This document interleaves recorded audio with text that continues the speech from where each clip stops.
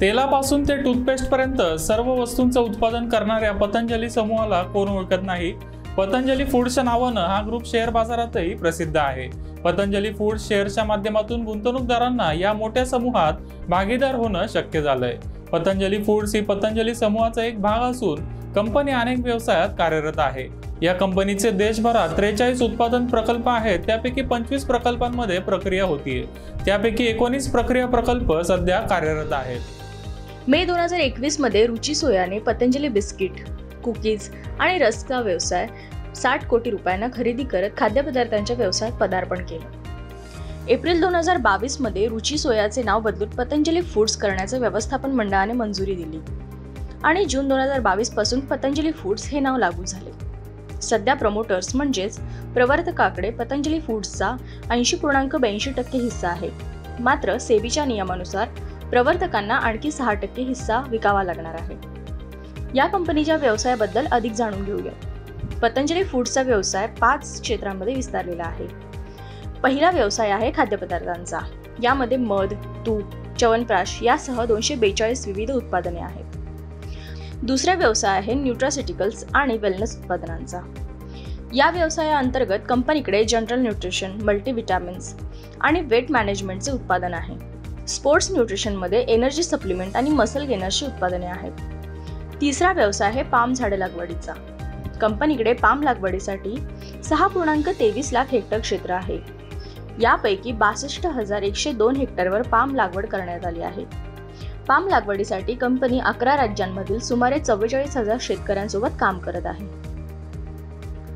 चौथा व्यवसाय खाद्यतेलाचा। पतंजली फूड्स खाद्यतेल उत्पादनात देशातील अग्रणी कंपनी आहे। कंपनीकडे रुची गोल्ड, महाकोश, न्यूट्रिला, सनरिच, रुची स्टार सारखे ब्रँड आहेत।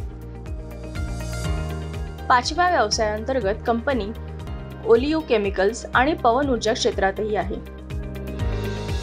कंपनीकडे 6 राज्यात एकूण 84.6 मेगावॅट वीज निर्मिती उत्पादन क्षमता आहे। इम्पोर्टेंट है जो यूनिक बनाता है वो यही है कि इटसेल्फ उनकी ब्रांडिंग इस तरीके की रही जिससे कि उनकी कॉस्ट काफी कम रही, क्योंकि जब दूसरी कंपनी इन्वॉल्व होती है तो उनको ब्रांडिंग में काफी बड़ा खर्चा करना पड़ता है। लेकिन और दूसरी बात है कि यहाँ पर बाबा रामदेव जी का खुद का एक ब्रांड था, साथ ही उन्होंने योग से और जो शिविर लगाते थे और इसकी वजह से उन्होंने जो पैसा अपना कलेक्ट किया होता वो इटसेल्फ मनी पतंजलि फूड में इनपुट किया और उसको प्रोडक्शन को बढ़ाया। तो कॉस्ट यहाँ पर बहुत कम था, जिसकी वजह से पतंजलि फूड की प्रोडक्ट और पतंजलि फूड जो है वो यहाँ पर सक्सेसफुल हो पाया। पतंजलि फूड की चुनौती की बात करें तो सबसे बड़ी चुनौती उनका खुद का ब्रांड भी यहाँ पर खड़ा होता है, क्योंकि आज कंपटीशन के दौर पे आपको बड़े बड़े ब्रांड्स जो हैं वो नजर आ रहे हैं, लेकिन उनकी ब्रांडिंग दूसरे तरीके से है। और यहाँ पर पतंजलि फूड की जो ब्रांडिंग है वो एक सिंपल तरीके से, और उस पर 2 ब्रांडिंग के लोग हैं, एक बाबा रामदेव और दूसरे उनके सहयोगी। अब होता क्या है कि अगर इन पे कोई भी कंट्रोवर्सी होती है तो इसका सीधा इम्पैक्ट पतंजलि फूड पे पड़ता है, पहला। दूसरा कि पतंजलि फूड ने बहुत सारे ब्रांड और बहुत सारी चीजों को एक साथ पतंजलि के अंदर लॉन्च किया है, इसकी वजह से थोड़ा सा मिसअप देखने को मिलता है। आता पतंजली फूड्सच्या वितरण व्यवस्थेचं जाळं कसं आहे ते बघूया। कंपनीकडे देशभरात 4,763 डिस्ट्रीब्युटरचं मजबूत असं नेटवर्क आहे। तसेच कंपनीकडे 4,57,788 रिटेल आउटलेट्स देखील आहेत। डिसेंबर 2020 पर्यंत जवळपास 31 देशांमध्ये कंपनीचे उत्पादन निर्यात होत होते। कंपनीने कोविड नंतर हेल्थकेअर सेगमेंटवर लक्ष केंद्रित केलं आहे। व्हर्टिकल इंटिग्रेशनमुळे तांत्रिक माहितीत वाढ होणार असल्यानं कंपनीला फायदा होणार आहे। इफिशियन्सी, कमी खर्च आणि सर्व क्षेत्रातील व्यवसायांना समोर घेऊन जाण्यातच कंपनीच्या व्यवस्थापनाचा कटाक्ष आहे। यासोबतच कंपनीत निर्णय घेण्याची प्रक्रिया विकेंद्रित असल्याने लवकरच निर्णय घेतले जातात। प्रतिमा चांगली असल्याने इतर मल्टीनॅशनल कंपनीच्या तुलनेत ग्राहक, कर्मचारी, लहान पुरवठादार यांच्यासोबत पतंजली फूड्सचे मजबूत संबंध आहेत। पतंजली फूड्सची आर्थिक कामगिरीही चांगली आहे। नफ्यात दरवर्षी वाढ होताना दिसून येत आहे। 2022 या आर्थिक वर्षात कंपनीला 806 कोटी रुपयांचा नफा झाला होता। 2023 या वर्षात या नफ्यामध्ये 9% वाढ होत 886 कोटी रुपयांवर पोहोचल्या। पतंजली फूड्सने 5 वर्षाचा विजन डॉक्युमेंट जाहीर केलाय। येत्या 5 वर्षात 50,000 कोटींची विक्री करत 5,000 कोटी रुपयांचं ऑपरेटिंग नफा मिळवण्याचं नियोजन केलंय।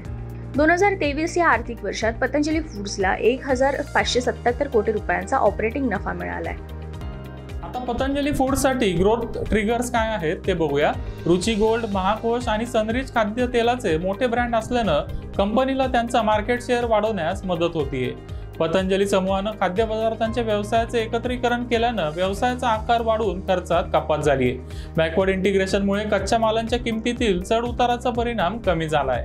संपूर्ण पुरवठा साखळी विकसित करण्यात आली असल्यानं अडचणी सोडवण्यास कंपनीला मदत होतीये. पाम लागवडीच्या कार्यक्रमामुळे शेतकऱ्यांच्या उत्पन्नात चांगली वाढ होणार असल्यानं कंपनी आणि शेतकऱ्यांचे संबंध मजबूत होत आहेत. पाम तेलाची आयात कमी होणार असल्याने स्टेक होल्डर सोबत संबंध निर्माण करण्यात मदत होते.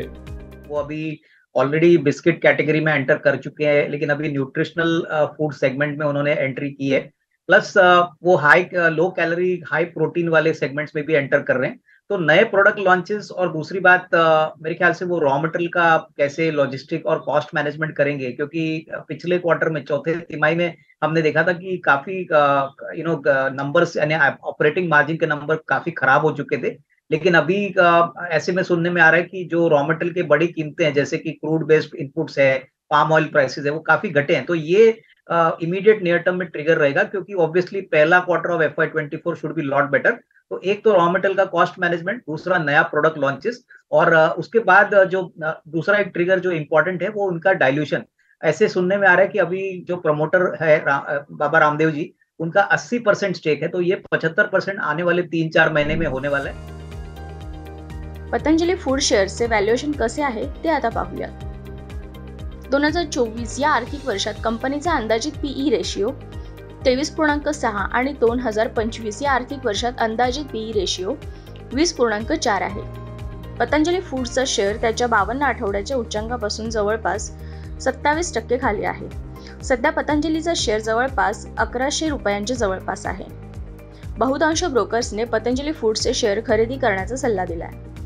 ICICI डायरेक्टने पतंजली फूड्ससाठी 1,750 रुपयांचं टार्गेट ठेवलंय, तर अँटिक्यूने 1,725 रुपयांचं टार्गेट दिलंय. काफी अच्छी पोटेंशियल है FY24 और 25 के लिए. अभी जो वैल्यूएशन है वो करीबन 35 almost 35 times 1 year forward earning आ रहा है. लेकिन अगर हम ऑब्वियसली अगर रॉ मटेरियल के प्राइसेस और थोड़े घटते हैं और वॉल्यूम ग्रोथ अच्छी तरह से डबल डिजिट में आता है, तो यहाँ से करीबन 1.5 साल का टारगेट प्राइस पॉसिबल है. तो लंबी अवधि के लिए एक पोर्टफोलियो स्टॉक जरूर पतंजलि फूड साबित हो सकता है. आकडेवारीवरून पतंजली फूड्सचा व्यवसाय मजबूत दिसतोय. पतंजलीच्या शेअर्समध्ये गुंतवणूक करून चांगला पैसा कमवण्याची संधी असल्याचं तज्ज्ञांचंही मत आहे. मात्र शेअर बाजारातून परतावा मिळण्याची कोणतीही गॅरंटी नसते. कोणत्याही कंपनीचा व्यवसाय, आर्थिक कामगिरी आणि शेअर्सचे व्हॅल्युएशन पाहून गुंतवणुकीचा निर्णय घ्यावा असं मत बहुतांश तज्ज्ञ व्यक्त करतात.